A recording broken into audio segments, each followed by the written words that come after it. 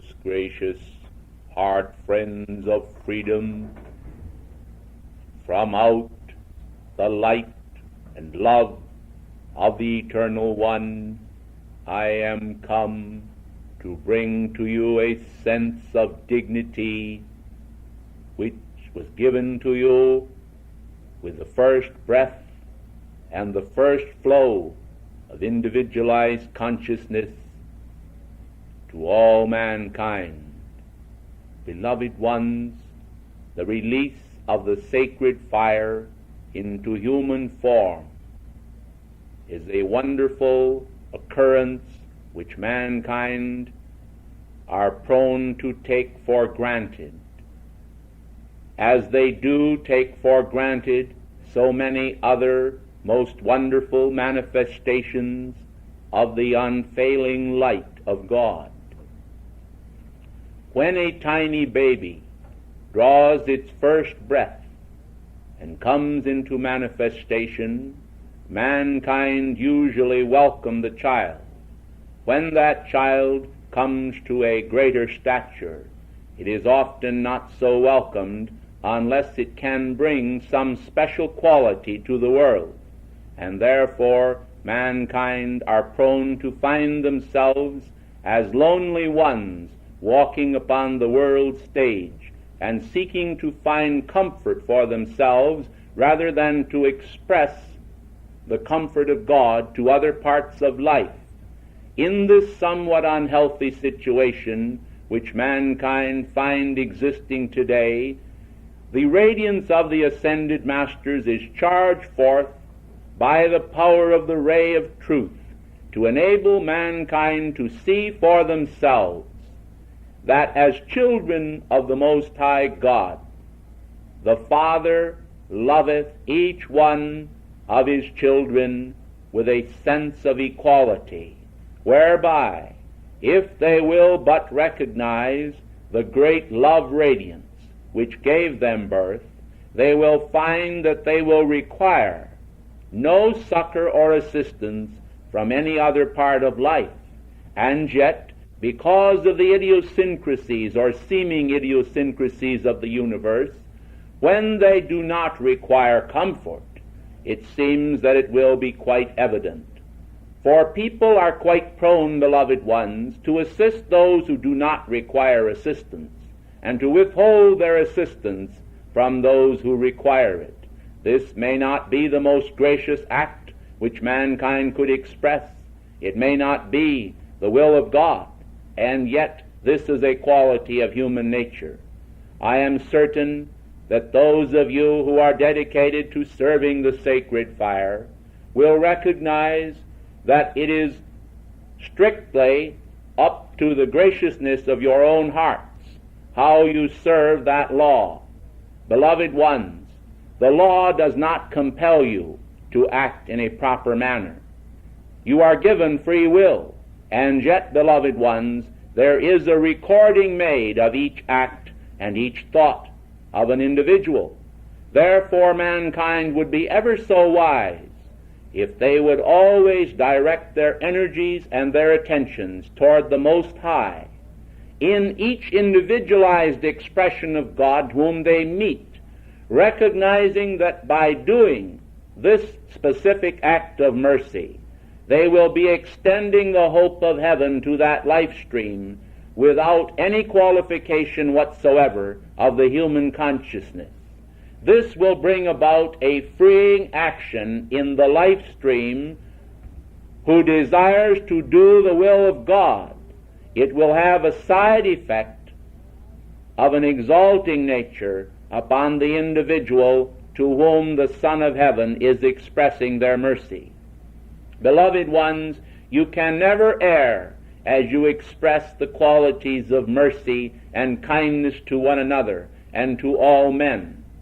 I am certain that graciousness and acts of nobility shall become more frequent upon this planet as the golden age advances, and as men realize that the Christ consciousness needs to be expressed rather than repressed by the wiles of the human, which in all of these centuries have not given the earth their freedom. Beloved ones, It has been repeated often that I once said that humanity were frequently worse than animals in the jungle. Well, beloved ones, I am certain that while it is true that I made this statement, that the hopes of heaven are much more exalted for mankind, and therefore as the days pass, we expect to see a renaissance in human consciousness whereby individuals shall express the illumination of the golden age in a manner hitherto not expressed upon earth by the mass consciousness, but always expressed by those few who loved the causes of heaven in every age enough to give themselves to those causes that they might serve God and man. Man, the manifestation of God, has a far greater need for service than God himself. Beloved ones, nevertheless it is true that you are the hands, the feet, and the servants of the Most High God. It is true that as you yield yourselves to Him, to obey His precepts, His commandments, His ordinances, you become more like Him.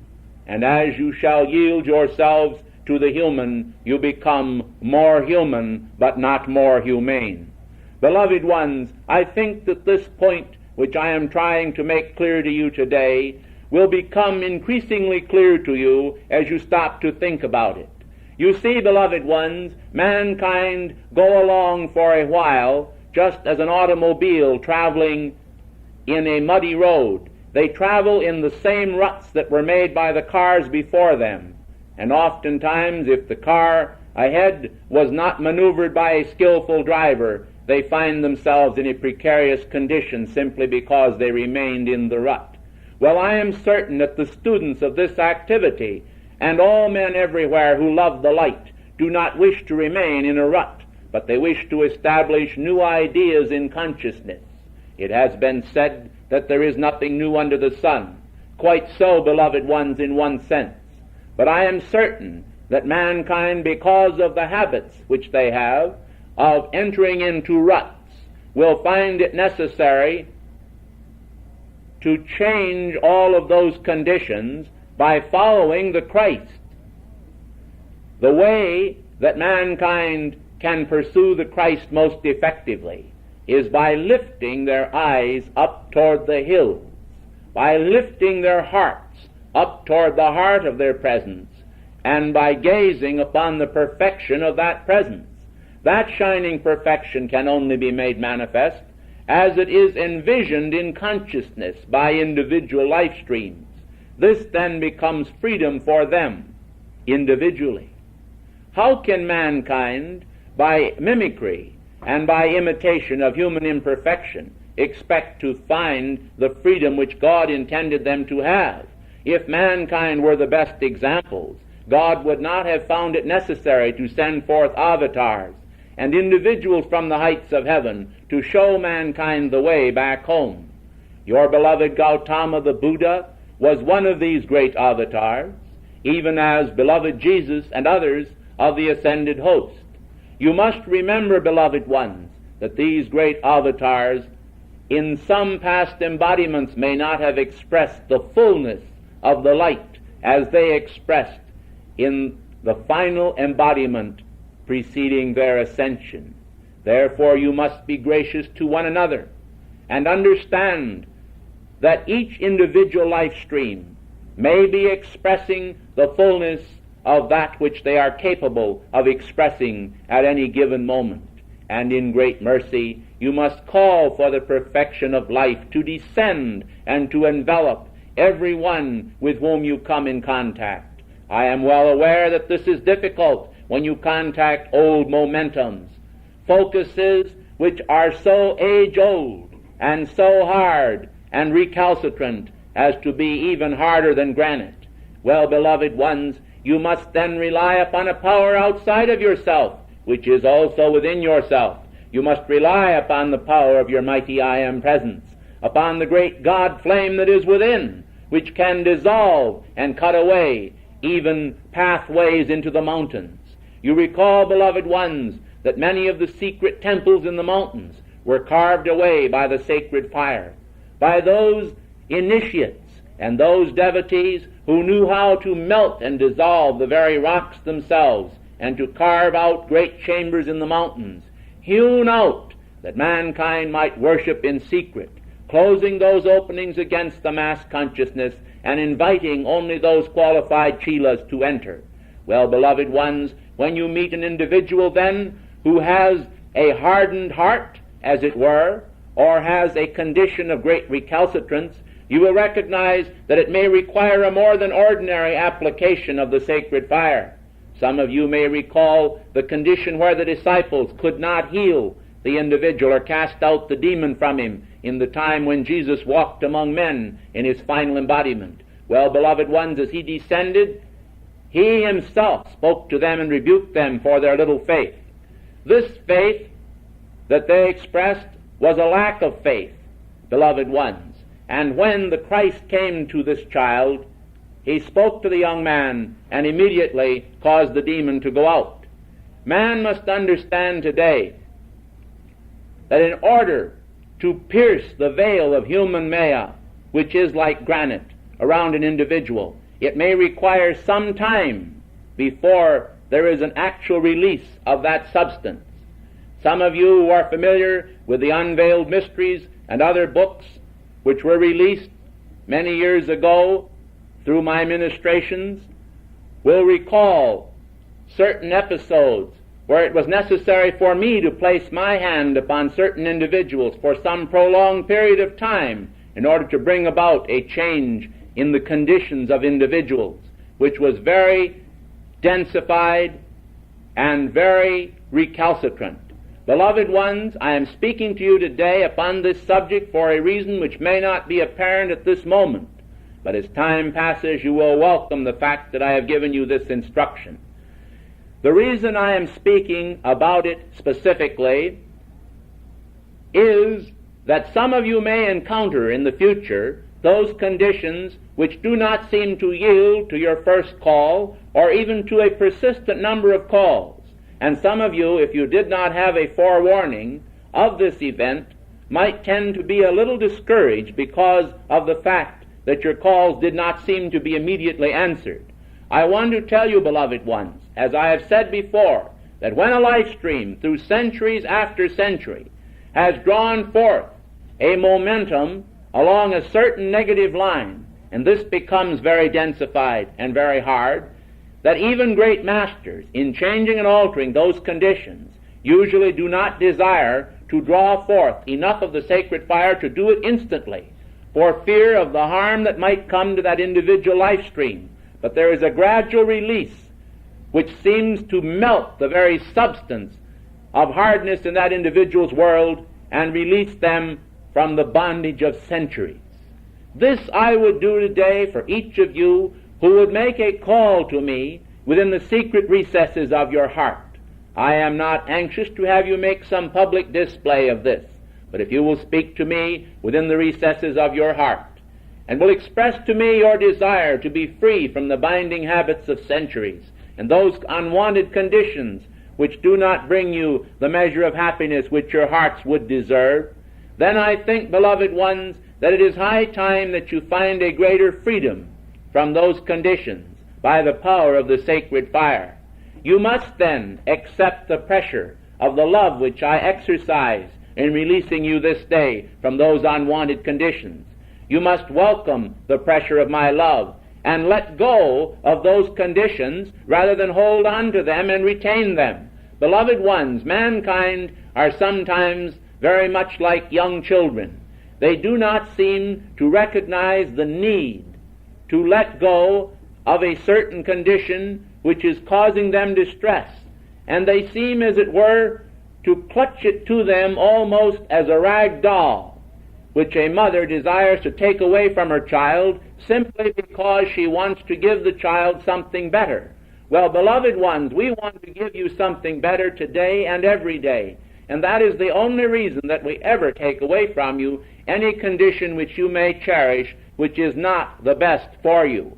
But, beloved ones, please bear in mind that the wisdom of the great law always knows the perfect thing to do. And you, therefore, must acknowledge the law of God as first in your world and not try to maneuver these conditions by the human. The human, beloved ones, cannot possibly bring you your freedom unless it yield itself to the ministrations of your holy Christ self and your great God presence. As I come here today, I recognize the needs of the hour. Conditions throughout the world periodically seem to improve, and then they seem to worsen, as it were, for a time.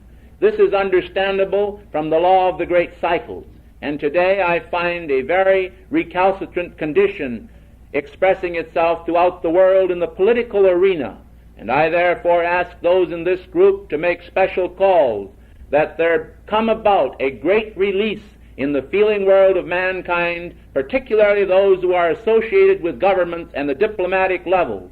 This is because of an increased and marked tension throughout the world brought about at this time. You will be serving mankind tremendously and the great light if you will call for a transmutation of those conditions. These conditions have expressed not only throughout the political world, but have brought about upheavals throughout various religious organizations and other situations pertaining to the freedoms of nations and peoples.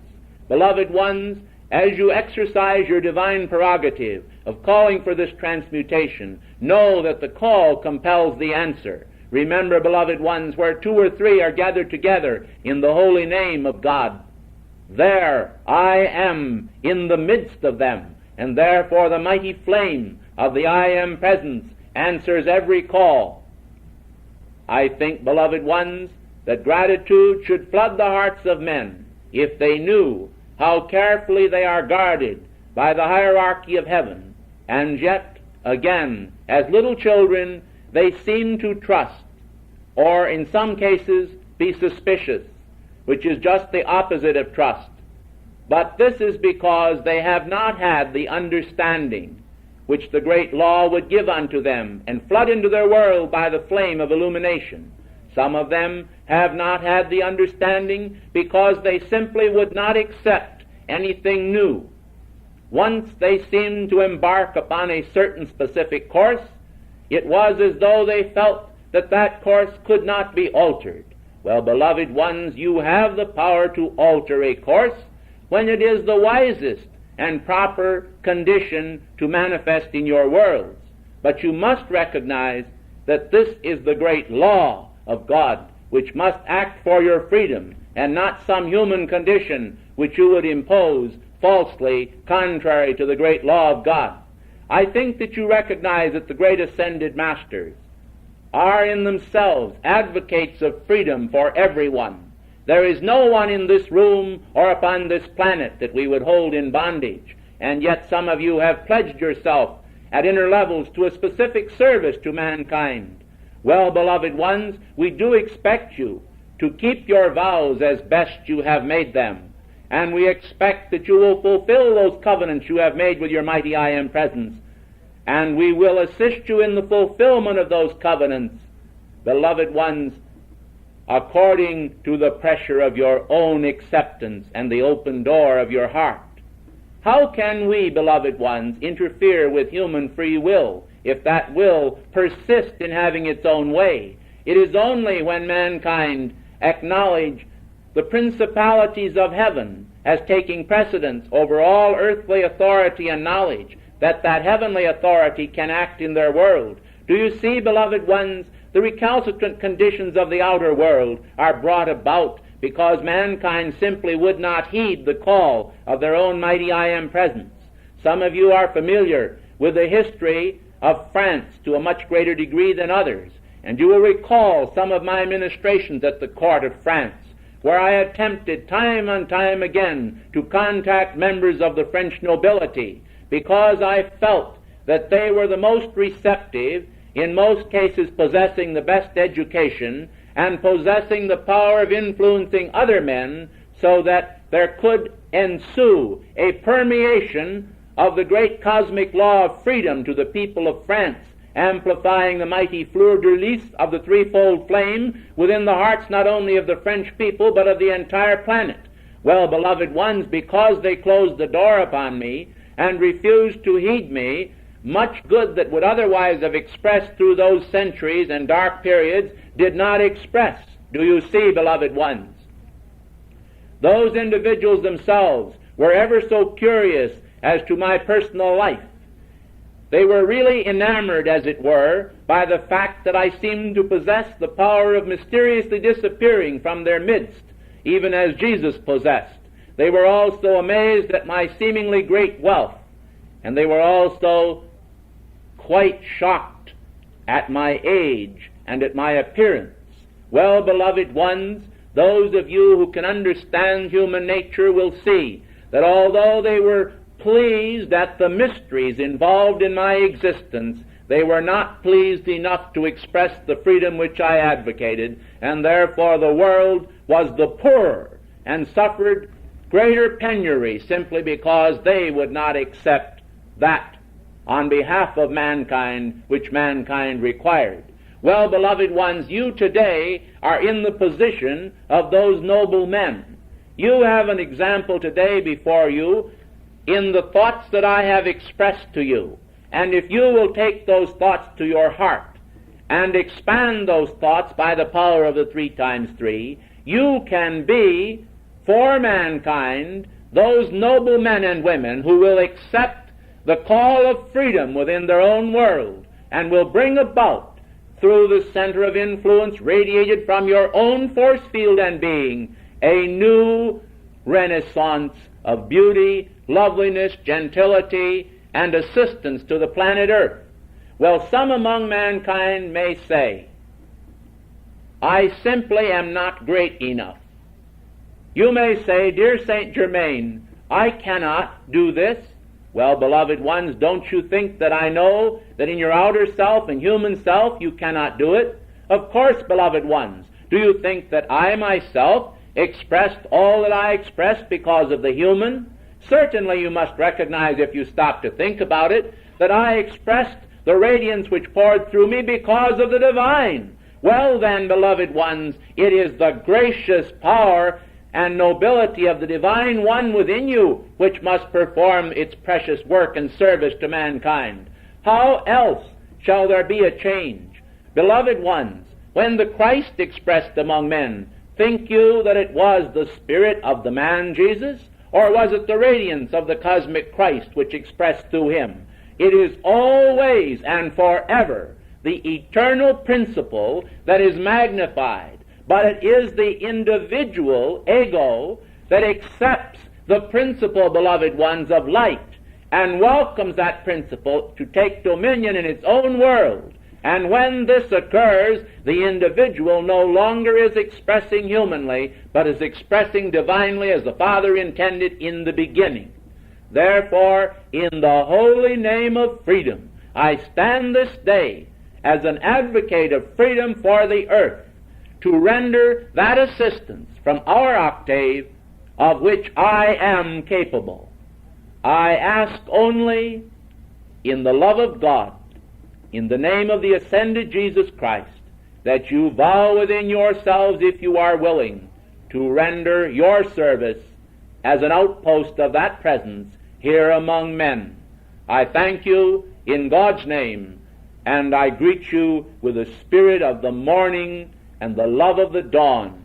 Beloved ones, somewhere upon this planet at every hour, the dawn is shining with radiant hope into the hearts of a waking people.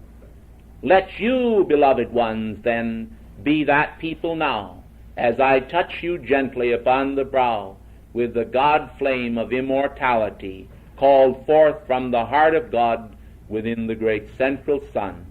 I thank you and bid you good morning.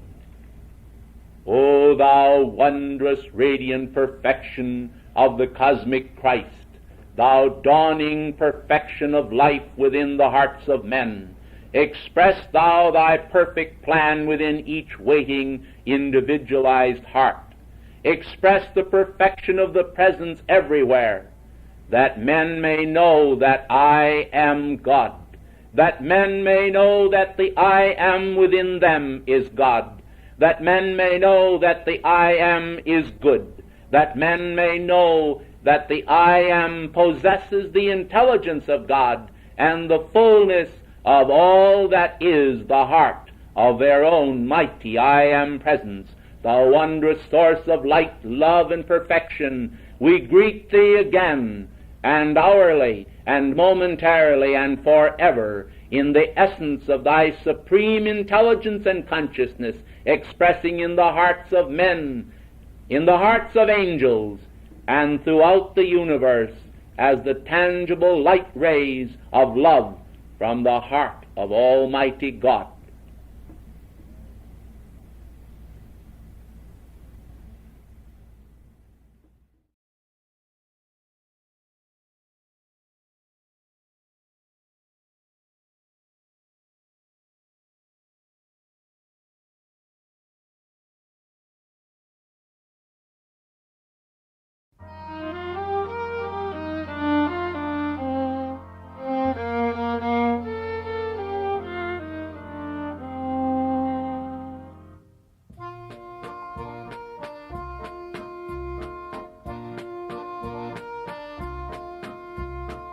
Creator beloved, thou we adore, be with us always, we implore.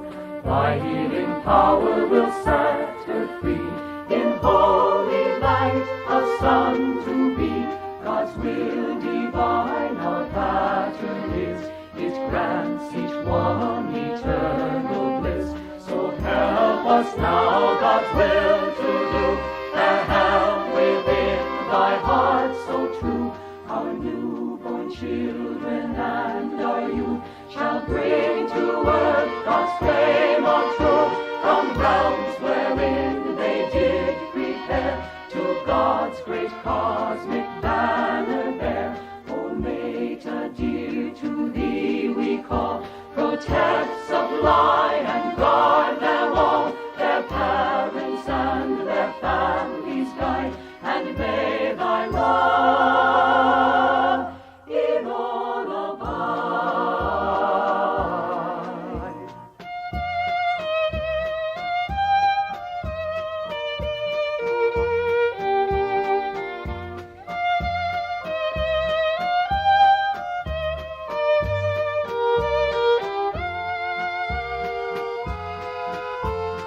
Mater beloved, may heaven bless thee and thy loved ones with success.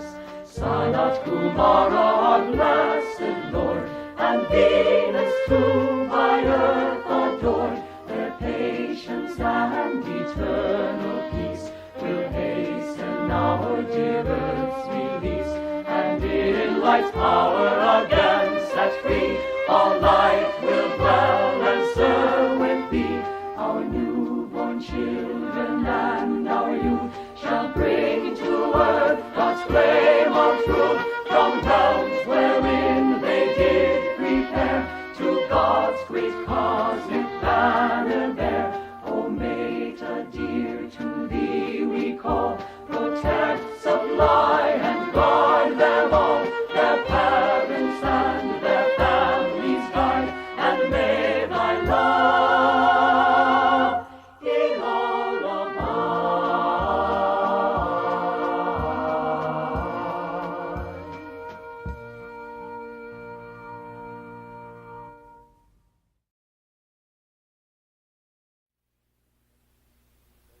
Devotion, he has attended to the formation of each sinew and joint, even within the physical form. How carefully he has envisioned the far reaches of the mind, endowing man with the capacity to understand much of the life immediately around him in his own environmental world, and to reach out into the far-off vastnesses of an unfettered eternity, a cosmos teeming with focuses of light and love in the many mansions of the Eternal Father. I bring you greetings this day from all upon Venus who serve the perfect law of love. I bring you the greetings of those wondrous visitors who come frequently, ever so often, to our altars, even beloved ascended Master Jesus, beloved Mother Mary, and others known so well to your planetary home and to its people. Some have not recognized or realized that in the many mansions of the Father, the great ones from the planet Earth, those ascended beings, ever so frequently journey on wings of light, materialize their gracious forms, and bless our people with their own momentum of God happiness. Beloved ones, God happiness is more faithful than the beautiful geyser that erupts so constantly in one of your national parks. Beloved ones, God happiness, like a bubbling spring, wells up from within the consciousness of men and brings the wonders of eternal happiness to each mind. It is ever the joy of new discovery, for there is such a delicate veiling of the allness of God from even the consciousness of the created parts of the vast whole.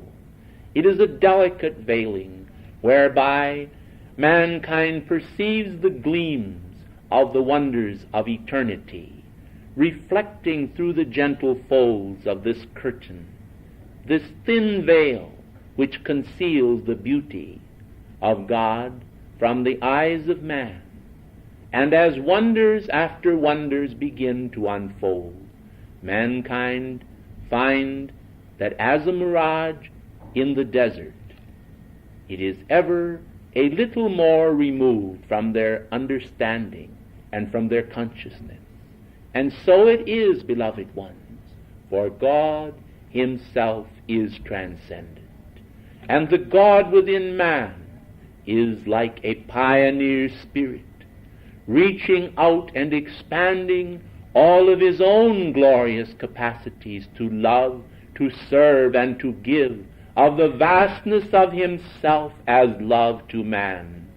And therefore the love of God expands today and is more expanded than it was yesterday. And although it may be true that it is the same yesterday, today, and forever, it possessed in the yesterday the capacity to expand still more into the infinite, all-knowing wonders of eternal values.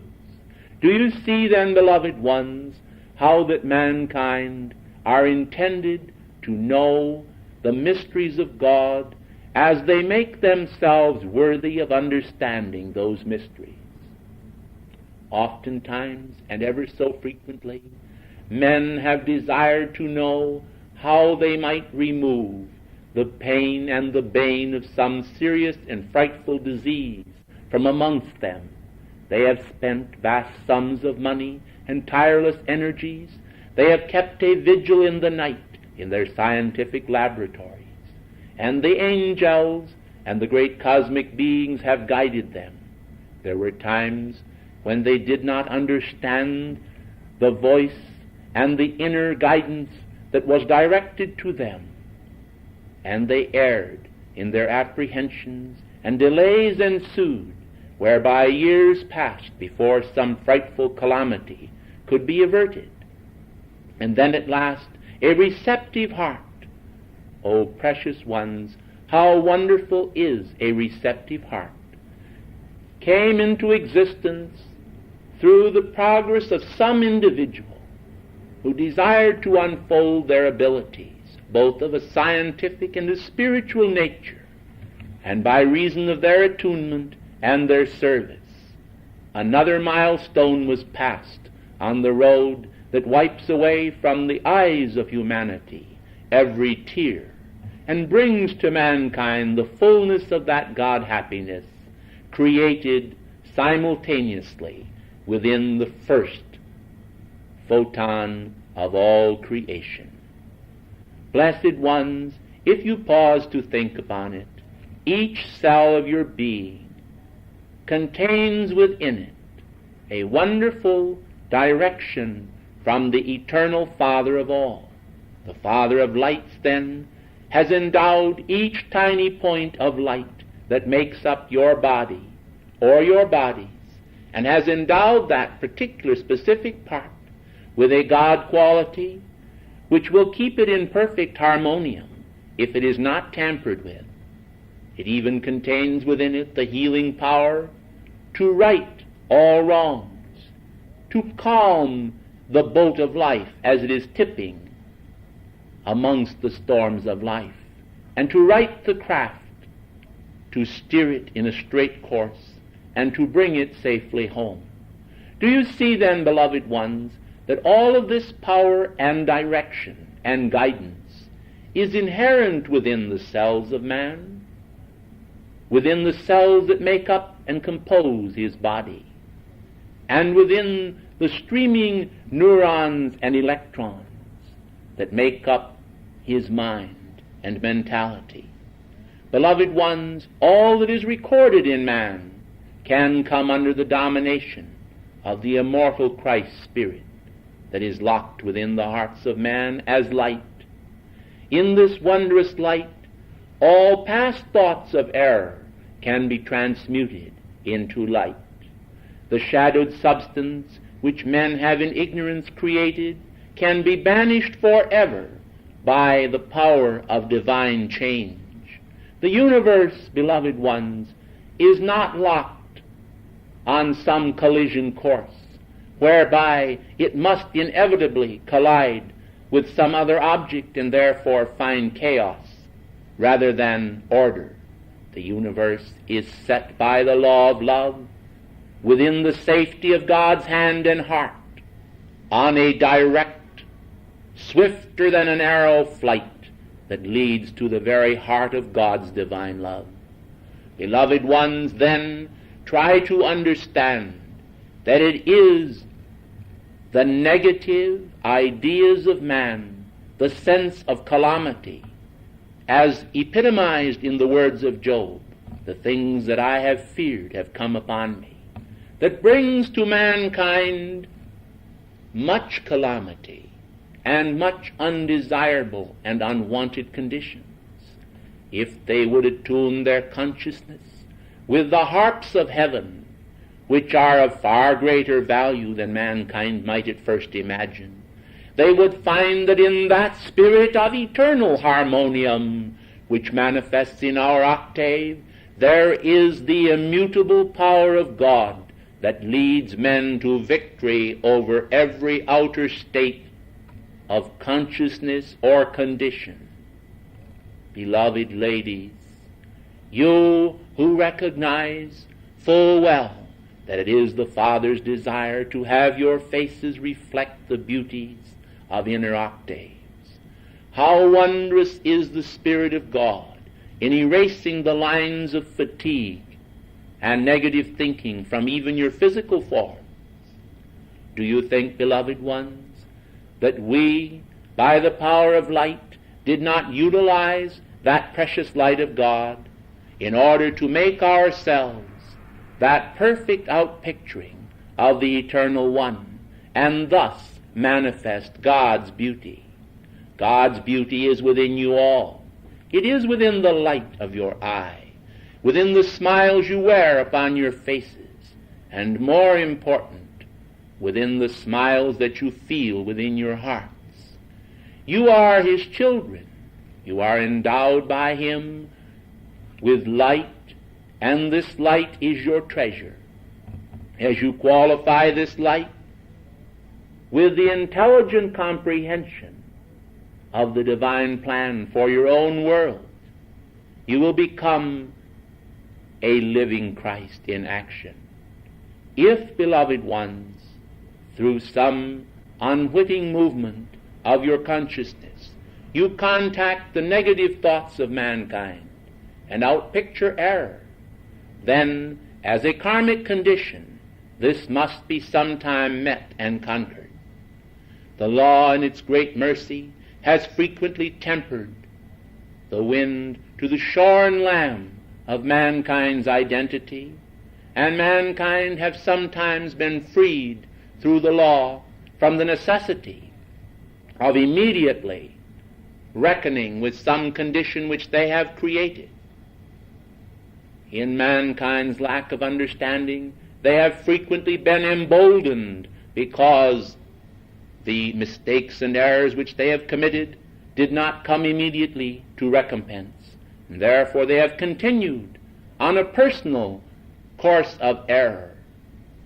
Later, when the great law perceived that they were not intent upon finding the design of their own God virtue and externalizing it, the great scales of karma tipped, and the balance of that karma unredeemed came forth for redemption to them, and calamity was not averted, and they were victims of their own self-delusion.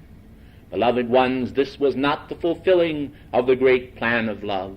This was not the fulfilling of divine intent. This was not the plan of God. Nevertheless, the law in its great mercy has found that innumerable individuals who themselves were carrying a heavy burden of karmic conditions, when they came to a place of understanding and loving the law of God, could be given mercy, and their karma could be lifted from their backs. They could be given strength and intelligence and wisdom. They could be trusted with the divine talents and the power of God. And then, because they were trusted with it and performed in a noble manner, the great law was satisfied, and those individuals ascended into the light. Some of them, entering the ascended state, found that some of their karma was still waiting redemption at inner levels, and therefore they served at inner levels to clarify, to purify, and to correct every wrong condition which had ever manifested in their world.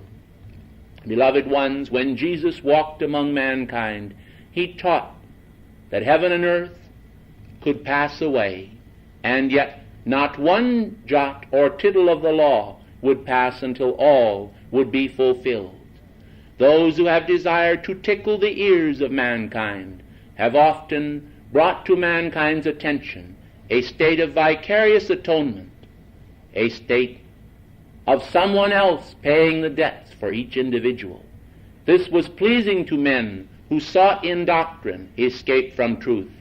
Those, however, who want to know the truth and pursue the truth for its own sweet sake will understand that all human error created by any part of life must be corrected by that part that created it, and the law cannot be broken. And therefore, in its great mercy and love, ever so frequently, when individuals demonstrate a desire to manifest the perfection of the law more than they desire to manifest the imperfection of the outer, the great law descends upon them and gives them the power to perfect their worlds and to set their house in divine order. These individuals are given special grace, and eventually they ascend as Jesus did from Bethany's hill and find their freedom from human fetters. As I said before, this does not mean that that which has been forgiven by God must not yet still be recompensed for. And so the great law enables those individuals, even in their ascended state, to make some precious demonstration of their love, and therefore they continue to serve the earth and the mankind of earth as an ascended being, pouring out the joy of their heart in correcting every jot and tittle of the law which they themselves, when yet in human form, made as error. And so, beloved ones, I tell you this great law, so that no one will be emboldened or will be in ignorance, and therefore continue to commit errors and wrongs, thinking that somehow, in some way, some great ascended master or some master upon the earth can wipe the slate of their karma clean. This cannot be, beloved ones. Only their own beloved mighty I Am presence and the justice of the eternal law of truth can do so. I am not speaking of forgiveness. Forgiveness is automatic. Whenever a wayward child errs, the immediate flash of the all-forgiveness of God goes out to that heart. But, beloved ones, that is not recompense. Forgiveness is a quality of its own self. It is a quality of the Godhead. But recompense is also a quality of the Godhead. And all things must be brought under the power of divine justice. Therefore, precious ones of the light, individuals who experience a healing on behalf of the great mercy of the law must understand that whatever brought about the condition of ill health ought itself to be corrected so that that illness will not come upon them again. This was taught by beloved Jesus also, who said, "Go and sin no more, lest the worst thing come upon thee." This is the desire of the great masters, to teach the law of truth, not to tickle the ears of men with that which is not truth, and therefore find that in the end the record chalked up against that life stream is not a clear one or a virtuous one, but is filled with the inequities of life, those inconstancies which men learn from one another, not as divine virtue, but as divine error.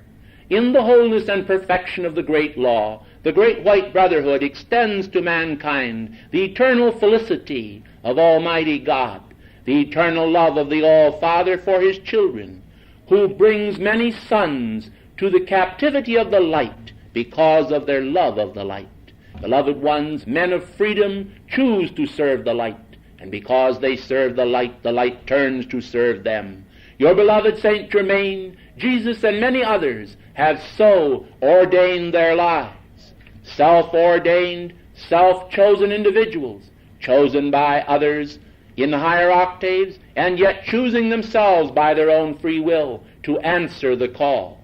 Today, as I am speaking to you, the call is going forth from your own holy Christ self, calling to each one of you to answer the call of life, the call of destiny, the call of that immortality that beats your heart and sustains your life upon this planet.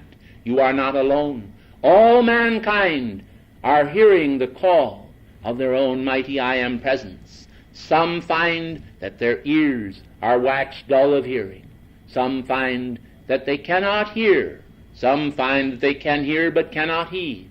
And therefore the inexorable wheels of karma grind on as a juggernaut of justice, brought to mankind and manifesting as the evil that God does not desire, but the evil that mankind will not shed.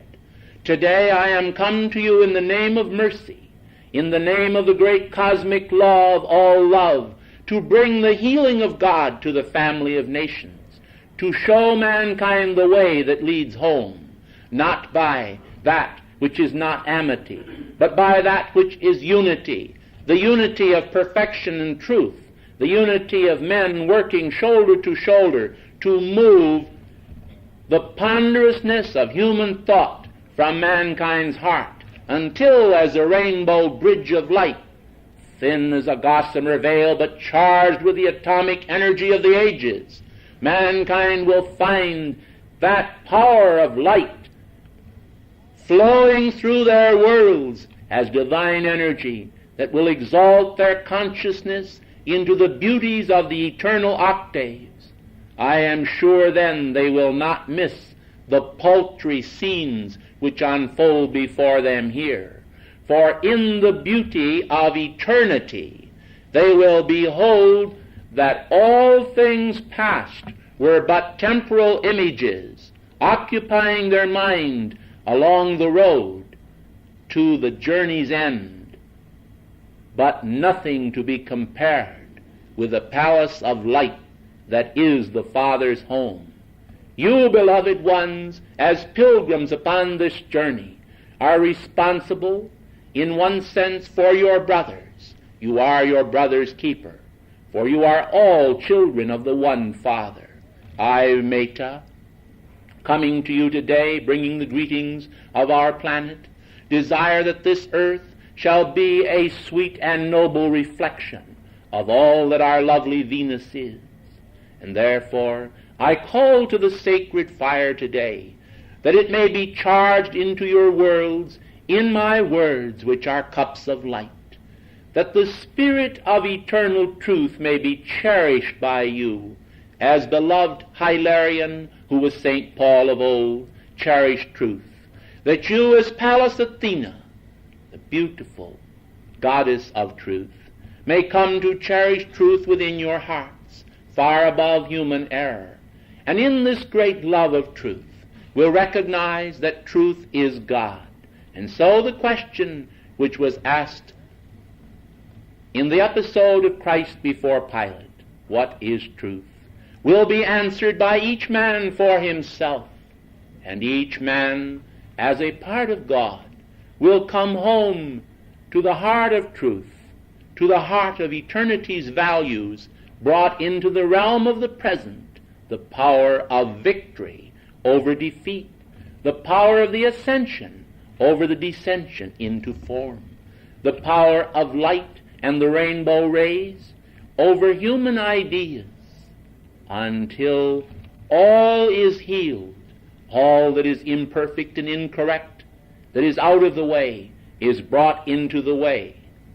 The pathway that is denuded of thorns, but the pathway that blossoms with roses around about the feet of the pilgrims, roses of hope, roses of peace, roses of the perfumed and adoring love of all life, and above all, a way that safely journeys back to the source stream of life, the central sun authority, the governing, commanding presence of the mighty I Am within the heart of each individualized life stream. O focus of eternal love within the hearts of men, come once again to manifestation. In the fullness of time let there be a new race manifest upon this planet, those who run in swiftness back to the heart of God, back to the heart of love, back to the way perfect.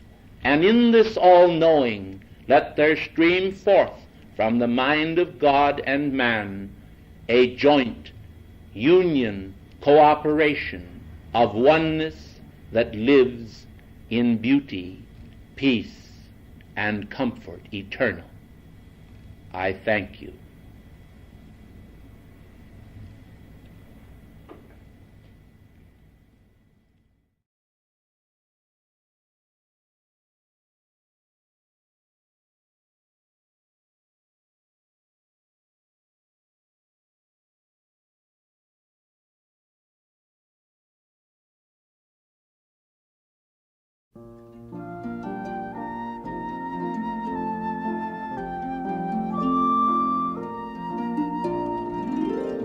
I love you truly, truly, dear.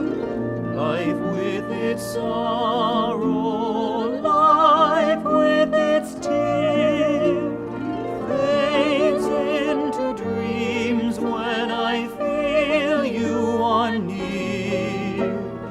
For I love you truly, truly, dear.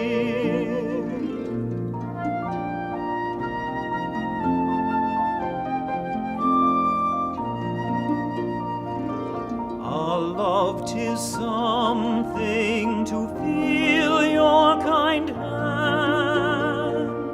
Ah, yes, 'tis something by your side to stand. Gone is the sorrow, Gone doubt and fear, for you love me truly. truly, dear.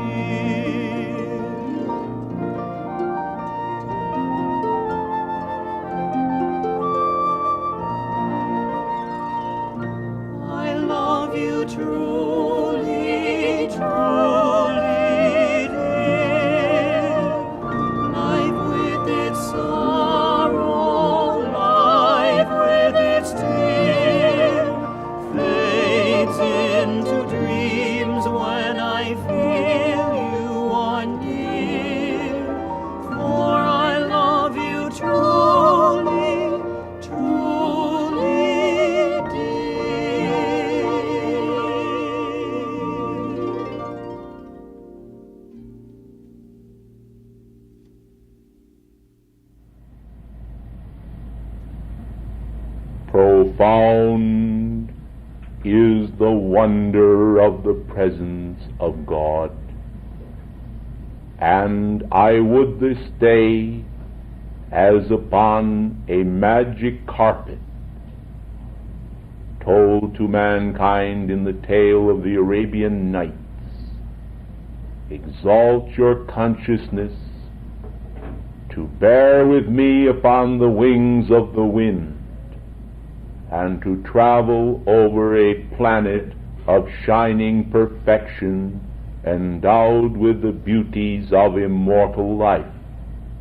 Beloved ones, as you gaze downward upon this earth with its alternate patterns of green, brown, and the white of the snow-covered hills, you may recognize that below are human hearts like unto your own, endowed with the same thoughts and feelings, the same hopes, and unfortunately at times permitting the same despairs to occupy their mind.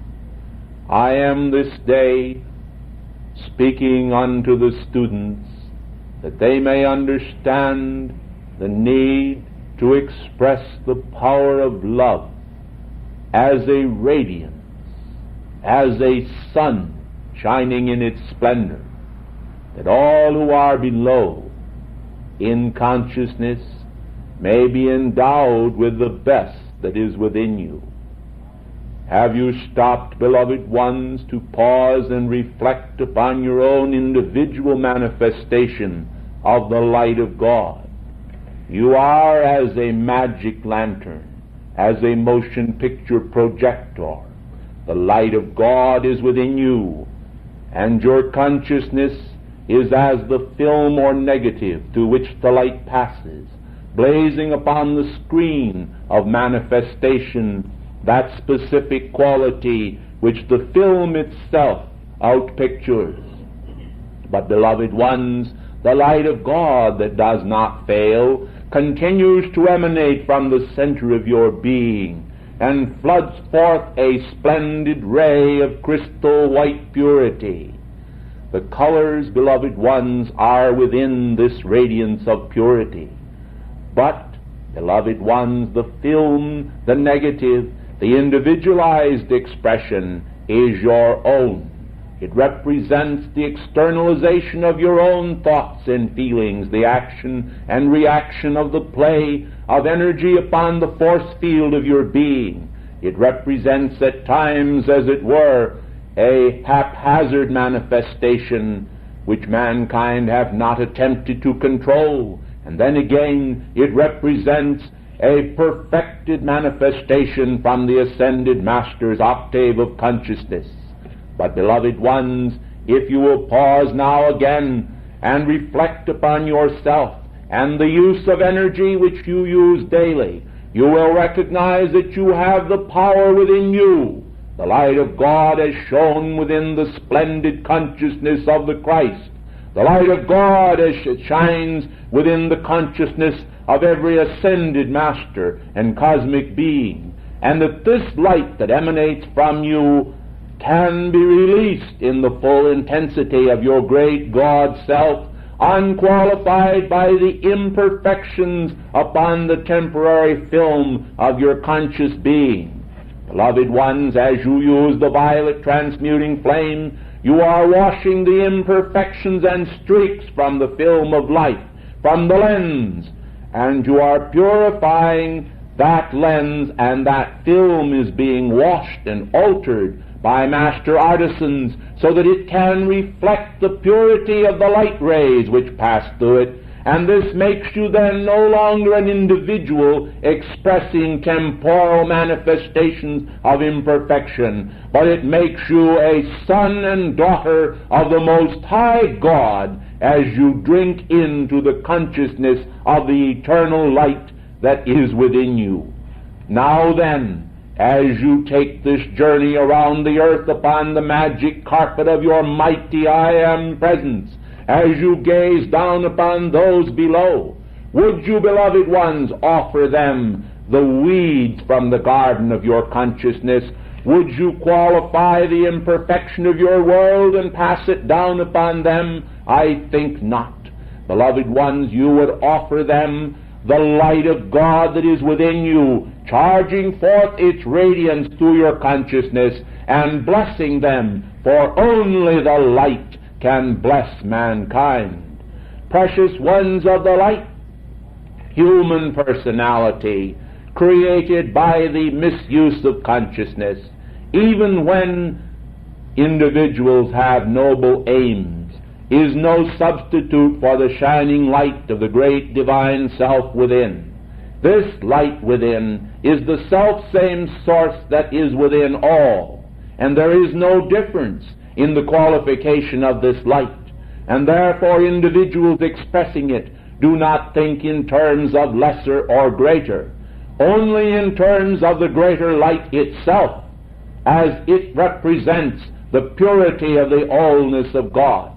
Therefore, precious ones of the light, as you pass over the earth, you offer the best part of yourself to mankind, and the best part of yourself is the best part of ourselves. It is the best part of all life. And therefore the raising action which you shed upon the earth, like a sunbeam of shining perfection, elevates in consciousness those men below whose consciousness is below. Precious ones, the squalor and the misery, the imperfection, the disharmony and disunity, all that which shines upon the screen of life as shadow and reflects there as imperfection, can be altered by the radiant light of God. Now some of you may have wondered why I said shines. Beloved ones, imperfection has a sparkle because it is sustained by the power of misqualified energy. The light of God is misqualified by mankind, and therefore there is a sparkle of allurement, the maya and the glamour of the outer world. This does not substitute for the radiance of the shining perfection of God. It may seem to for a time, but it will be found to be merely a pall upon the senses that will not satisfy the soul, hungering and thirsting after the righteousness of pure perfection, which can only come from the source, the allness of God. Beloved ones of the light, Jesus said unto mankind, I am the way, the truth, and the life, and it is the I am of all that is the way, the truth, and the life. Mankind, seeking to find happiness, pursue the phantoms of vain imaginings, and they do not find the satisfaction which their soul thirsts after. As I am come this day into this place,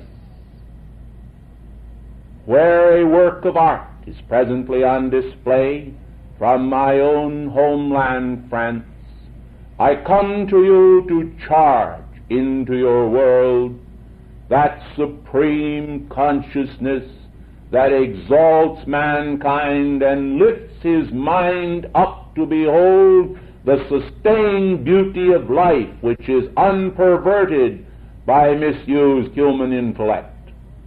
I would like to make you aware of that, so that you would always sustain that action within your world, and you would be able to kiss goodbye those aspects of human consciousness which have produced misery and unhappiness in your world.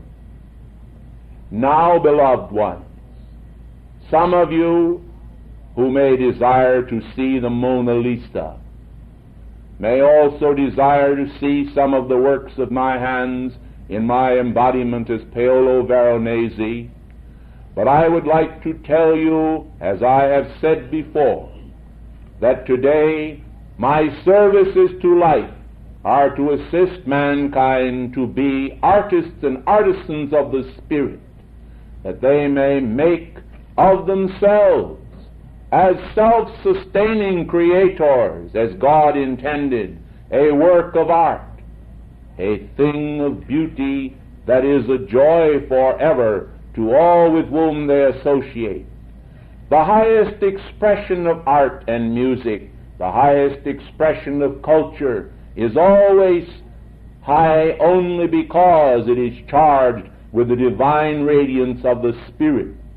Precious ones of the light, just so long as human ego and consciousness is utilized by an artisan, that individual colors the work which they produce with that ego and prevent the full manifestation of the inner aesthetic beauty that is inherent within a pure thought form. Those of you who are accustomed to appreciate the greatness of art will understand that it is the greatness of the thought within the heart of the artist or sculptor which is expressed and which lends nobility and enchantment to the creation of that individual. It is not, beloved ones of the light, the mere fact that an individual is able to understand the laws of symmetry and motion which can be learned. Many artists, beloved ones, study at the feet of a very great teacher, and they memorize the forms and the various curvatures of line that blend the skillful attitudes of human anatomy and other forms into a creation of line symmetry. And yet, beloved ones, there is lacking in their creation a soul, the breadth, the depth, the height of nobility. Man, then, in their inner perception, stand before this painting and recognize it not. They recognize it not because there is not a masterful production inherent within it. There is a production of mere line, of form, and ego, and the desire to express greatness. Young artists today so frequently, in their desire to find name and fame, have forgotten to express the great art that is within them. And therefore, as I am speaking to you today, I would like to draw a parallel thought to your own individual lives and to make you aware of the fact that you individually, as you change and transmute the film that is in the projector of your consciousness, you will be altering the picture that is cast upon the screen of life.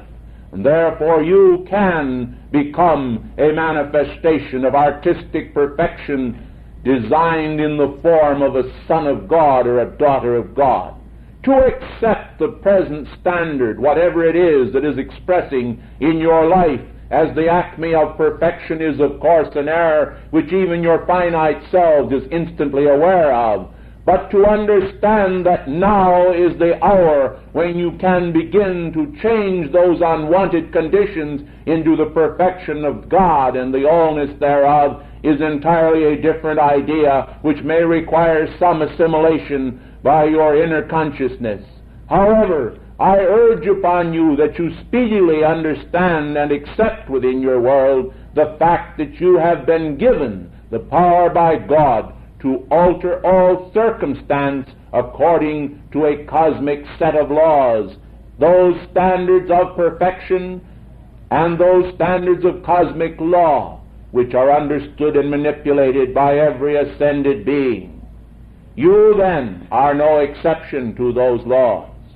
Neither are any other. None upon this broad planet are exceptions, for all come under the same domain of cosmic law. Some think that they are above the law or without the law.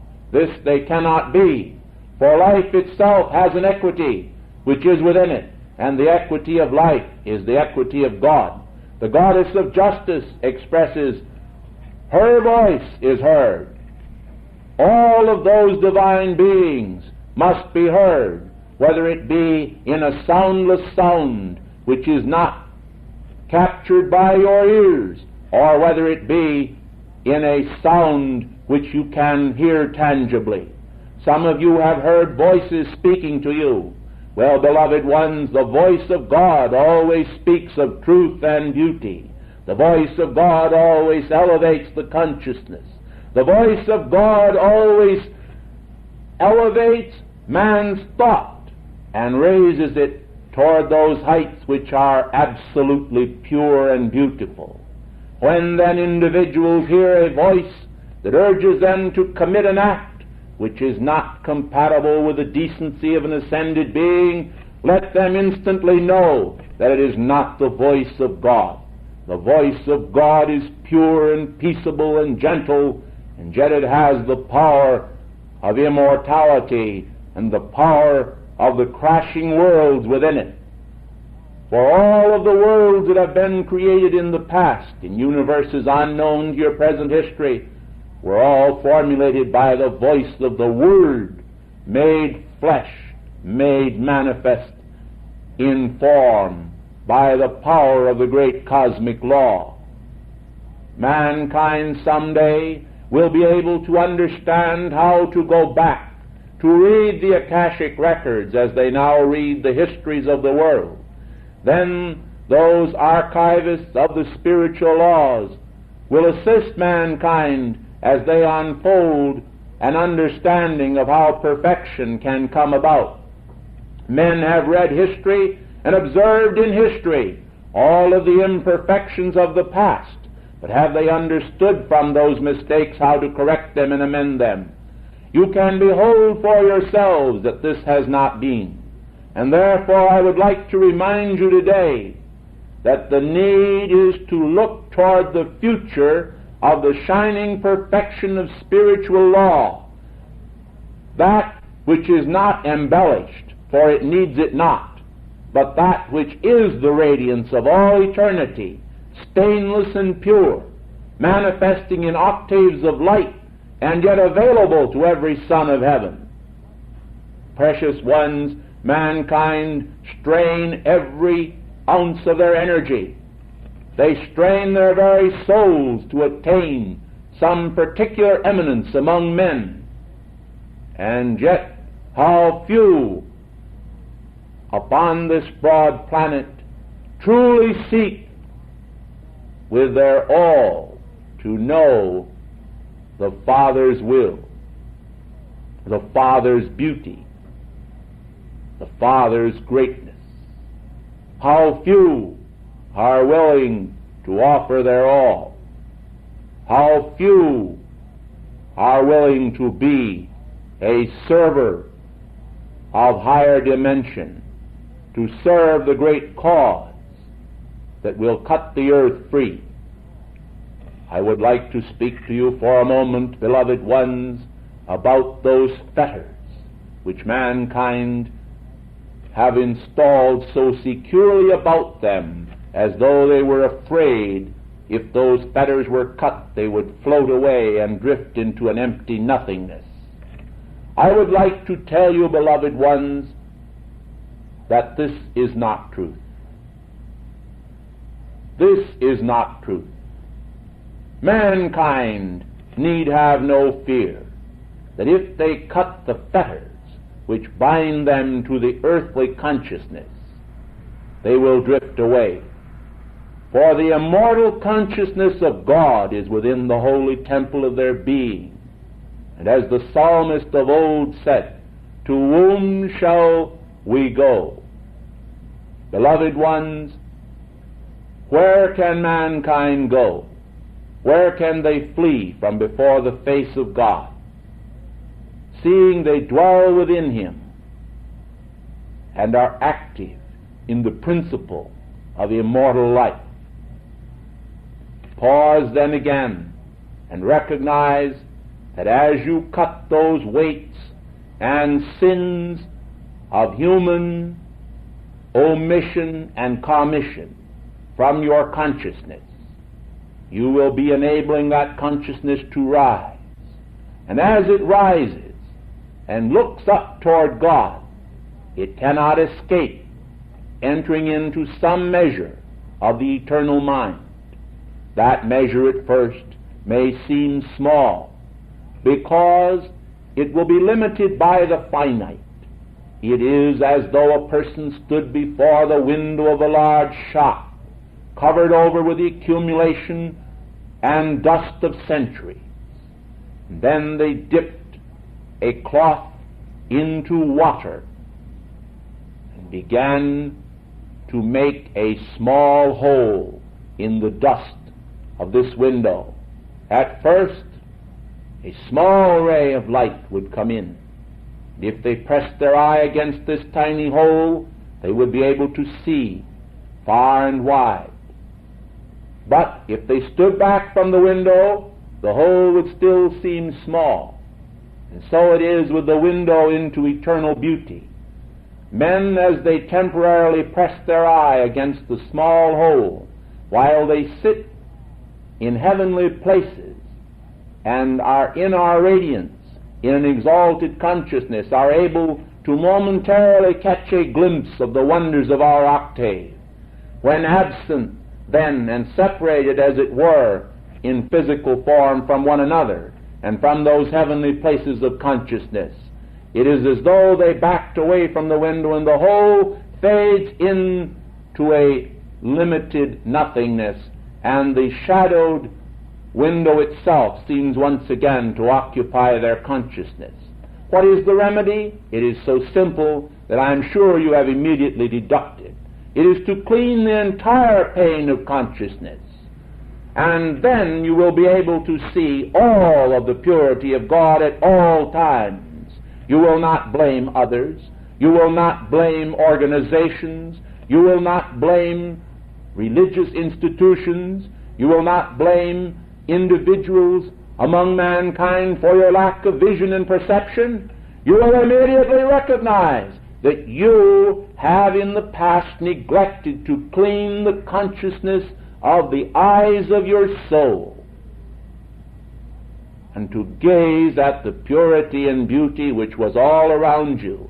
And so today, as I have carried you in a spiritual sense upon the magic carpet of the world's greater and larger view of beauty, I would like to point out that to God, the world is a shining planet of splendor and perfection.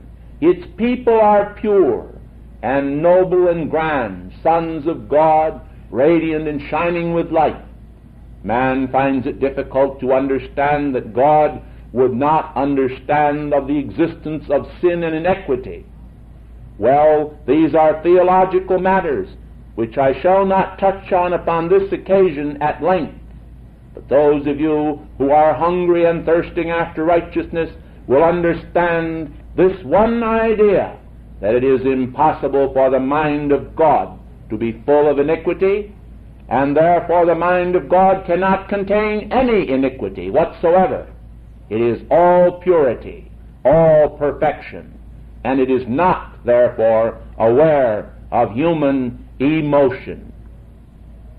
I would like then to say unto you that you ought to become godlike, and then all of the maya that is around you and surrounding you as tangible fetters to your consciousness, mark you well, will be found to be nothing. It will be found to be as bands of salt immersed in the sea. It will evaporate, dissipate, and be found to be nothing more than spray or foam spumed upon the human consciousness, in temporum. I would like then to ask you now to think of a pink rose. And as you think of this pink rose, recognize that cherubic and loving beings have formed it under divine direction. Realize that those beings who have formed it cherish it. Recognize that those beings who have formed it give, as does the bee, the nectar of his being to become honey. The nectar of the flowers, beloved ones, taken by the bee, is charged with a specific quality from the bee himself and manifests in the honey. And so the perfume of this rose is a saturation of the essence of love from the heart of those cherubs who have created this beautiful rose. Mankind, in their love of the perfumer's art, are aware of the fact that floral fragrances stimulate spiritual understanding and assist mankind in recognizing and sensing inward beauty. Now then, as you gaze upon this rose, be aware of these factors and recognize that the love of God is ensouled within the pink radiance of this beautiful rose.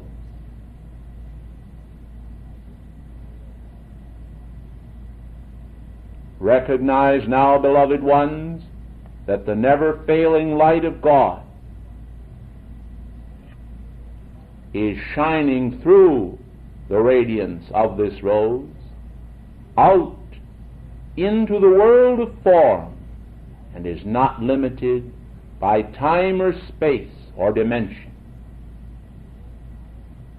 That in every human consciousness, this lovely rose, symbolizing the love of the Mahachohan and beloved Mother Mary, of beloved Orion, of beloved Chamuel, and of every one who serves upon the third ray, as well as the Chohans of every ray, and of every son of heaven, is a symbol then to all of hope and loveliness. So is divine love. Divine love is greater than the rose. Divine love is greater than every floral offering. Divine love is greater than all manifestation. Divine love is greater even than beauty. But remember well that beauty and loveliness in form and being is born of divine love. I thank you.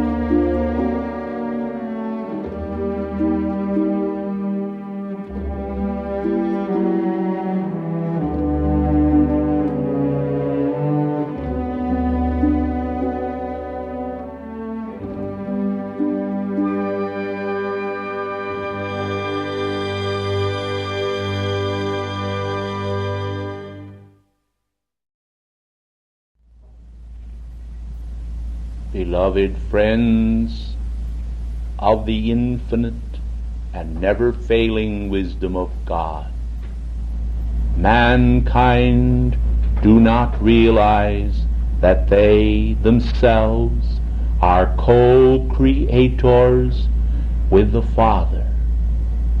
They do not realize that they themselves are responsible in this role of co-creator for the beautiful and wonderful universe with all of its infinite facets and capacities for beauty and loveliness.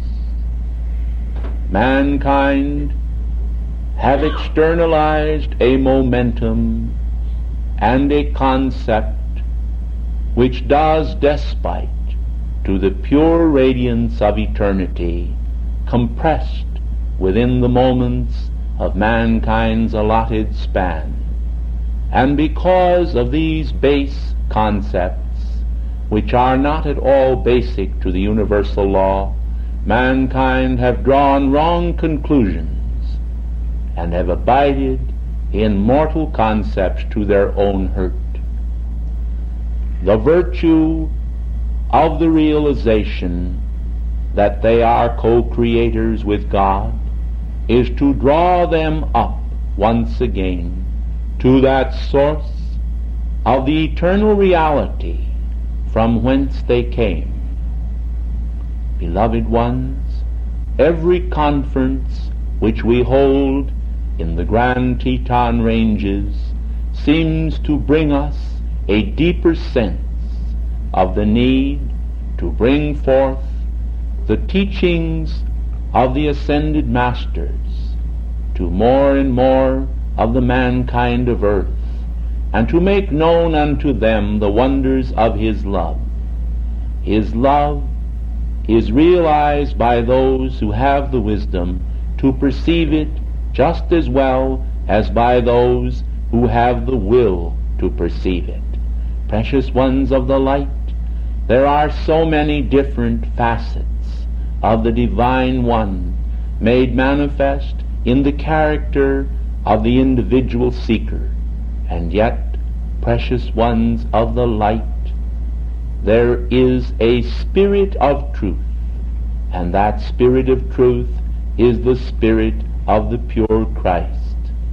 This pure Christ truth possesses and has command over all of the Akashic records that are written in all of the archives of the universe, and is able on the instant to draw from the divine mind of God all the wealth that is stored there.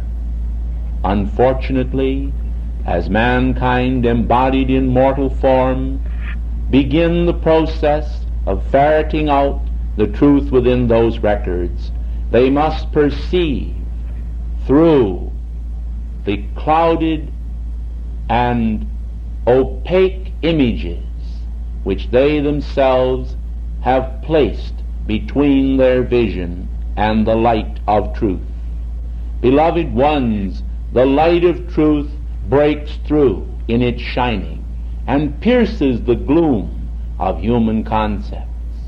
The light of truth is stronger by far than all the opaqueness and shadowed enclosures with which mankind have surrounded themselves, and yet there is a shifting emphasis in human thought which causes individuals at different times to have and to reflect those moods which are wholly mortal and are not in any way to be connected with the truth about the being of man. Because individuals are frequently the victim of their own moods, they actually resemble a pattern of the weather itself, and one day they find themselves to be filled with sunshine and the buoyancy of universal love. Another day they are enclosed around about, as it were, by the opaqueness of clouded weather conditions. Well, beloved ones, the wisdom of God is so vast and so wonderful that it desires to give mankind a release from those feelings that are not the pure sunshine of the love of God.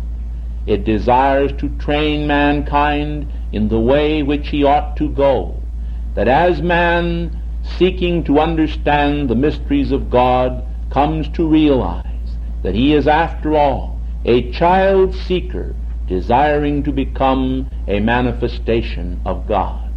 He will recognize that regardless of his physical age, the chronology of his own individualized embodiment, he is able to become as a little child before the heart of his own divine presence and seek for the wisdom behind the wisdom from out the great central sun, the wisdom that every ascended master cherishes and loves. Beloved ones, I ask you now, is wisdom which is not practiced truly wisdom at all? If mankind know the law and deign to perform the services of the law, how can they then retain the knowledge of the law, seeing that the form and matrix which they are creating is contrary to the law of perfection? In time, beloved ones, if mankind persist by cosmic law in creating a matrix of imperfection, it becomes their master, and they become a slave to it. When mankind recognize then the importance of this law, they will see why it is necessary to pay allegiance to the divine Christ intelligence of the universe, because by reason of man's externalization of the Christ intelligence of the universe, he is able to weave for himself a garment of truth into which he may slip and walk gently among men as a benign personality. Precious ones of the light, I would like today to honor many of the ascended masters who represent the wisdom ray. I do not desire to name them all, lest I weary you, for they are many, and yet I am certain that many of you are familiar with the love of my beloved predecessor in this holy office, beloved Kuthumi, and how Kuthumi served without ceasing to externalize in God design the immortal wisdom of the eternal spheres. Precious ones of the light, the Taj Mahal stands in radiant splendor today as one of the wonders of the world, devoted to the love wisdom of this soul, an embodiment then. Precious ones, Kuthumi has served without ceasing to bless the mankind of earth with the true and right teachings of the great white brotherhood, which have given to many their freedom, and in days to come shall be a source of infinite freedom to the mankind of earth. O beloved ones, if you would stop for a moment in your busy days to consider this world teeming with life as we do, to recognize that the minute circle that actually orbits around your own personality is very small indeed if it consists merely of those personalities with whom you rub elbows, so to speak, and contact by rubbing shoulders in the multitude directly around you. Beloved ones, stop to consider for a moment the many nations upon this world. Consider the hearts of the people of those nations. Consider, if you are a co-creator with God, how that you, in a sense, have a part in the creation of this rolling sphere.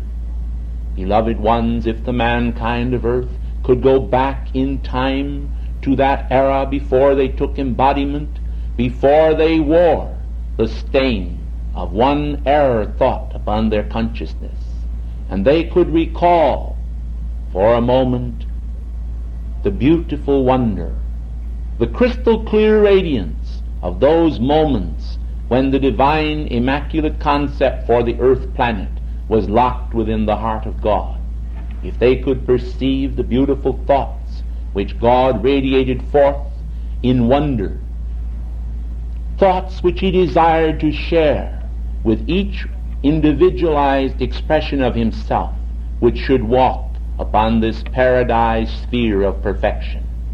If you could consider for a moment the tumultuous love, the love that cascaded forth and radiated forth and spiraled forth and waved forth through the entire substance and form of the earth, even before it was solidified and densified into matter. If you could conceive of those moments and see how the heart of the Eternal One actually beat with the impulses of pure love on behalf of the creation, of those individuals who were to be vested with form, were to walk upon this platform of this blessed planet. If you could consider for a moment his love, and then consider now how that the world today, in all of its opaqueness and density, is a blighting in manifestation of the hope of the Father. If you could consider then, beloved ones, how that you yourselves enter into a spirit of co-creativeness with God, and in a sense are responsible for the world conditions, and, beloved ones, recognize that all are. It is not you alone, it is all mankind, and those who then are carrying the burdens of the world upon their hearts and their shoulders, these also, in effect, are and shall be guardian spirits of this blessed planet. It is the wisdom of God that those individualized sparks of the divine intelligence who recognize their own co-creative ability with the Father of all ought, by reason of their recognition and the blessing of that intelligence, to take their place in assisting this world to find its freedom. Beloved ones, those who know not or do not yet realize, cannot serve justly, for they are yet in blindness and walk in darkness. How can the blind lead the blind, beloved ones? And therefore the hope of heaven is based upon those of you who see. Do you recognize then the wonderful responsibility that you have as you wear the garments of divine intelligence, as you go forth among mankind to bear the glory of the world teacher, to bear the glory of the divine intelligence, to bear the nobility of heaven upon your brow? Beloved ones, how quickly are the words of ascended beings forgotten. Many times, as we conclude our addresses, the mankind of earth, charged with this solemn responsibility, scamper forth and scurry forth as children from a schoolroom. Our words seem sometimes forgotten in the press of life, and they are recalled periodically at moments as your attention dwells upon them through either the printed page, recordings made electronically, or by means of that precious memory which you have and which was a gift from your own divine presence. Beloved one, that memory can be charged by the power of your attention with such diligence that you will be able to recall a great deal more of our addresses if you will place your attention deeply upon us during the time of the dictation, and ask your holy Christ self and your own mighty I Am Presence to anchor the thoughts and ideas which we are releasing into your world in such a manner that it will be an assistance to your precious life stream and will be a source of enablement whereby you will be able to help others through the radiation which you will release to them, received directly from our heart.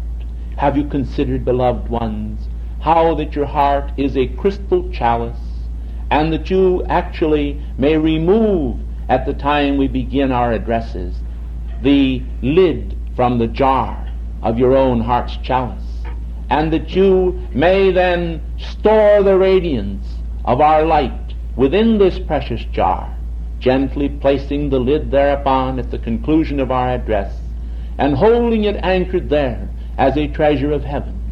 Then, beloved ones, when you come into the presence of some individual to whom you wish to release our radiance, you have but to make the call to us, to the one giving the address, or to your God self, and gently remove the lid to this precious chalice jar, and let the perfumed essence of our words, our radiance, our thoughts, our feelings and ideas and our love stream forth into that one's world, asking at that hour that we charge it with the amplified power of our protection and perfection, so that that individual may be given a mounting service to assist them to find the truth of their own being. Long ago, beloved ones, the mankind of earth suffered the rigors of extreme initiations in finding initiation into the heart of the great White Brotherhood services. Many of the mystical fraternities and societies today, which still exist as remnants of that ancient past, are still retaining some of the particularly rigorous forms of initiation which we required in times past.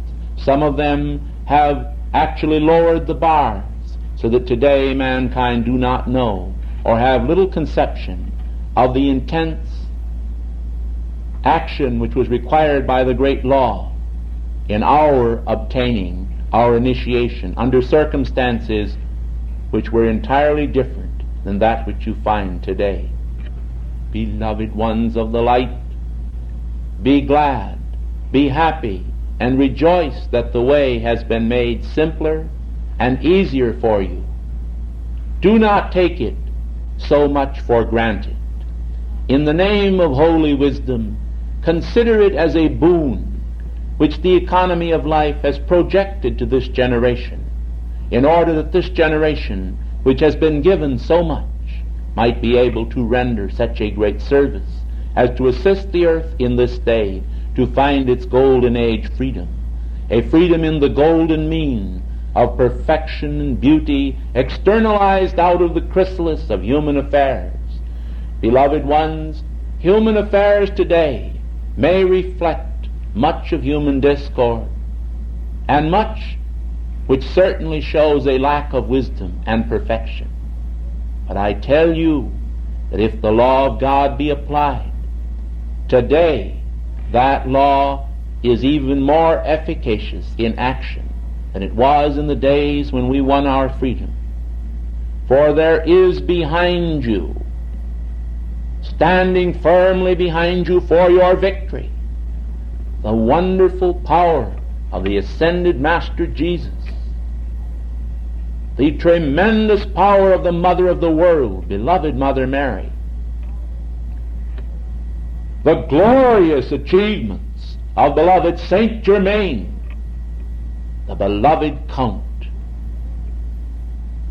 All of this, beloved ones, is only a drop in a bucket to be compared with all of the ascended hosts.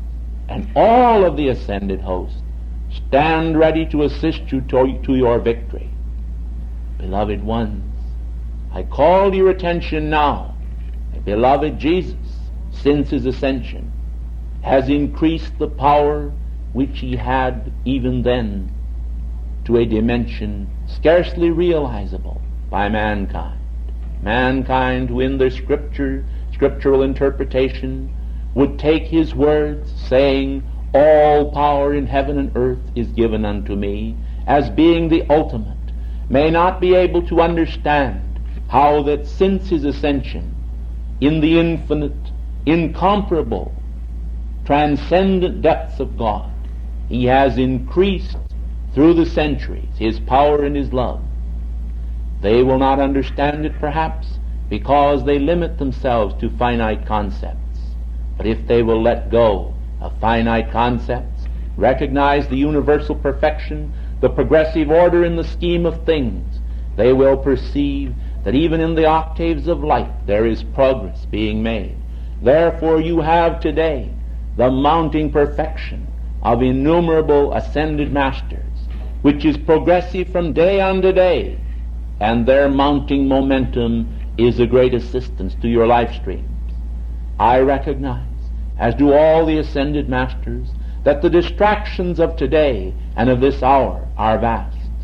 That today there are the jarring and the clashing of gears in modern mechanical contrivances, that noise as it has never been known in the past exists today. And yet, beloved ones, with all of human discord and increased tempo and acceleration of those forces of distraction, the mankind of earth have 10 times as great an assistance rendered from our octave. And therefore, if they will, if they desire with all their heart to win their victory, it is more than possible. It is a very probable reality for anyone who will be faithful to their eternal, immortal presence. Individuals whose hearts are pure, who have no ulterior motives in that which they do, who look directly toward the face of God and desire to perceive it, recognizing that error has abode in their mortal concepts but does not abide in their heavenly being, can find their freedom from the heart of God, whose love is unparalleled in all eternity, in all existence. Beloved ones, the love of God stands without a peer. I tell you, beloved ones, there is no love greater than the love of the Father for His creation. And it is a travesty upon human thought that individuals have imagined that this God of love, with all of His mighty wisdom, should desire aught else than the perfection of His children. Certainly, beloved ones, man has free will, and by their misuse and abuse of that free will, they have externalized error. But, beloved ones, the love of God that shines to a more perfect day is most penetrating, and through the karmic scales and other methods reaches out and appeals to all life to find the virtue of the source that gave them birth. I tell you, beloved ones, that at the Grand Teton Conference this year, there was a recognition by all the ascended masters there present that regardless of how much radiance of our love had been poured out upon the earth, that it was not enough. We recognize, beloved ones, that we have held back, perhaps even unwittingly, in all of the wisdom we have had, from releasing the great love which we have for mankind. We feel that perhaps our reasons for not releasing it was because of mankind's recalcitrance and tremendous resistance to the will of God. It seems, beloved ones, that when we poured our love out, that mankind has actually been as parched ground, as a thirsty blotter. They have quickly assimilated it, but it seems that in short order it has been forgotten. Therefore, we in the past did not release all of the radiance which we would have desired to release, fearing that it might be externalized in vain. Now at the council in the Grand Tetons this year, the decision was made to call to the great karmic board, and we have called to the great karmic board, and we have asked that an unlimited and infinite quantity of divine love shall be permitted by the great cosmic law to flood this entire earth. We have asked that we may focus it upon those who do not even desire it, in order that it may dislodge in their consciousness those points of resistance which stem from ignorance. In their great wisdom, the goddess of justice and the goddess of liberty have rendered the decision of the board. They have recognized that this is a necessary step, and that the powers of heaven must themselves be shaken to recognize the need to give mankind greater assistance. You see, beloved ones, the great cosmic law has always been that mankind must themselves call forth a certain measure of assistance before the great karmic law would permit us to release the fullness of our assistance to the earth. And so there has always been a requirement based upon a certain percentage from the octaves of earth, which had to be offered first before we could offer ours. This has not been entirely changed, but it has been altered to permit a tremendous radiance to flood the earth this year. This is an experiment which we are trying now in order to assist mankind in the hope that mankind, by this great release of divine love, will find an answer to that which they have not found in the commandments of God alone, in the great law as it has stood before their being. Therefore, beloved ones, we do not yet know, because we are not able to predict the unpredictable reactions of mankind, just what will be the result of this release of love. But it is our hope that it will result in a tremendous change in the very natures of mankind. I hope that none of the students will misunderstand this concept. We have not altered the structure of the universe. We have merely called for a greater outpouring of divinity, of the radiance of God, of the power of the Holy Spirit, and of the release of the love from our octave automatically, without reserve, without interference from human opinions or ideas. This has been granted by the karmic board on an experimental basis, not in the sense that heaven experiments, but because the ascended masters themselves have debated and called to the karmic board and to the heart of God, asking for this release. If it is approved in action by mankind's acceptance, it may be extended as a great assistance to the world. If it is not approved at the end of the year by mankind, it may be withdrawn and conditions will revert to that which they were at the beginning of this year. Beloved ones, the use of this spiritual treasure, the use of this fragrance then, will be a determining factor in the speedy release of this planet, for it represents from our heart and from the simplicity of the ascended Master's octave our opinions as to that which would cause mankind to find their freedom, and that quickly. And therefore, in divine wisdom, by divine power, we have released and will release through the years torrents of divine love from the very heart of God within the great central sun as a blessing to every one, both those called the good and those called evil. All shall receive the blessing. The rain shall fall both upon the just and the unjust. But I believe that the wisdom of the ascended Masters shall be justified, and that the children of earth shall rejoice in the fruit of this endeavor. Our hand and our hearts and our minds have been pledged to you. I am certain that you shall not forsake us, even as we have not forsaken you. From the heart of the Grand Teton, from the glory and radiance of this holy mountain, from the altar and the all-seeing eye and the rays thereof, I bless you and I seal you by the wisdom of the Infinite One. May the power of Saint Germain, the protection of America, the protection of freedom, the extension of the Godhead be performed to the glory of God by those savants of the great white brotherhood whom we call brother. I thank you.